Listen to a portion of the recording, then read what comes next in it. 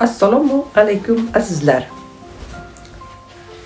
Biz bugungi videomizda atirgul qalampiridan malham tayyorlaymiz.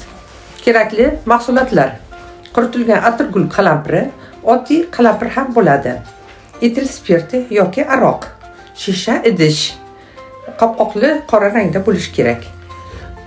Tayyorlanishi: birinchi quritilgan atirgul qalampiridan yoki oddiy qalampir biridan 1-2 dona olib sovunchida maydalanadi.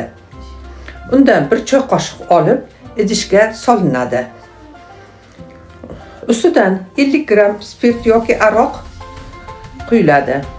Qopqoqni yopib 2 hafta 14 kun davomida iliq, yorug'siz xonada saqlanadi.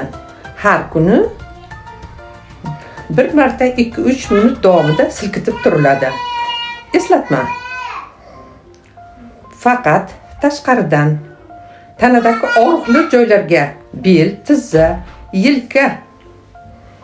yelka oyoqlarga malham bir necha tomchi tomziladi va surkiladi. Surkilgandan so'ng sharf bilan bog'lab qo'yiladi. Ehtiyot choralari: qo'lga tegizmasdan ishlang. Qo'lqop kiyib olsangiz yanada yaxshi.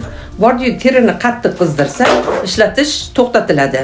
Terisi sezgir odamlar uchun avval kichik dozada, masalan tomchidan sinab ko'riladi. Ko'z, og'iz va yaralarga tegizilmaydi. Bolalar bundan uzoqlashtiriladi. Azizlar, kanalimizga yangi mehmon bo'lsangiz, obuna bo'ling. Like bosib, uzoqlarda fikrlaringizni qoldiring. Bu biz uchun muhim. Kanalimizni qo'llab-quvvatlagan bo'lasiz.